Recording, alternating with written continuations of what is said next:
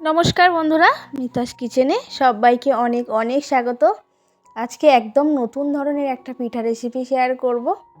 সবসময় একঘেয়ে পিঠা কিন্তু খেতে কারোর ভালো লাগে না, একটু নতুন ধরনের হলে দেখতেও ভালো লাগে, খেতে আরও বেশি ভালো লাগে। তো চলুন পিঠাটা আমি বানানো শুরু করি। তার জন্য এখানে জল নিয়েছি, দিয়ে দিচ্ছি পরিমাণ মতো লবণ। আর এই পিঠাটা বানাবো চালের গুঁড়ো দিয়ে। চালের গুঁড়ো দিয়ে দিলাম, আরও কিছুটা চালের গুঁড়ো আমি অ্যাড করে দিয়েছি। দেওয়ার পরে এখানে গ্যাসের ফ্লেম লো করে দিয়ে ভালো করে কড়াইয়ের মধ্যে আটাটাকে মেখে নেব। তো একটু ঠান্ডা হওয়ার জন্য প্লেটের মধ্যে নিয়ে নিচ্ছি। এটাকে খুব ভালো করে কিন্তু হাত দিয়ে মাখাতে হবে, খুবই ভালো করে, যাতে একদম সফট একটা ডো হয়ে যায়। আর ডোটা যেন খুবই একটু নরম মতো হয়, সেরকমভাবে যেমন আমি মাখাচ্ছি তেমন করে। আর একটু ফুড কালার আমি অ্যাড করেছি, ইয়েলো ফুড কালার। তো দেওয়ার পরে কিন্তু খুব ভালো করে মাখিয়ে নেব। মাখানোর পরে যখন একটা সফট ডো তৈরি হবে, এরকম গোল গোল বলের আকারে করে নারকেলের পুর দিয়েছি। তো আমি নারকেলের পুরটা দেখাইনি, নারকেলের পুর বানানো কিন্তু সবাই কম বেশি করতে পারে। এরকম হাত দিয়ে গোল গোল করে নেওয়ার পরে একটু সাদা তেল হাতের লাগিয়ে নিয়েছি যাতে আটকে না যায়। তো গোল করে নেওয়ার পরে এইরকম একটা ছোট চামচ নিয়েছি, নেওয়ার পরে এইরকমভাবে চেপে চেপে একটু দাগ দাগ করে দিচ্ছি।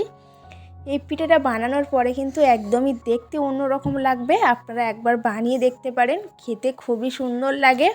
আর উপর থেকে একটা লবঙ্গ দিয়ে দিলাম, দেখতে যেন ঠিক মনে হচ্ছে পাকা কুমড়োর মতো। আর বানানো কিন্তু খুবই সহজ, এরকম চামচ দিয়ে একটু দাগ দাগ কেটে দিলেই কিন্তু পাকা কুমড়ো রেডি হয়ে যাবে। তো সব পিঠেগুলো বানিয়ে নিলাম। এবার পিঠেটা আমি ভাপাতে দেব। তার জন্য থালার গায়ে সাদা তেল মাখিয়ে নিয়েছি, আর একটা পিঠে আমি সাজিয়ে দিচ্ছি ভাপানোর জন্য। এই পিঠেটা 10 মিনিট ভাপানোর পরে কিন্তু খুব ভালোভাবে ভাপানো হয়ে যাবে। তো 10 মিনিটের জন্য ঢাকা দিয়ে দিলাম।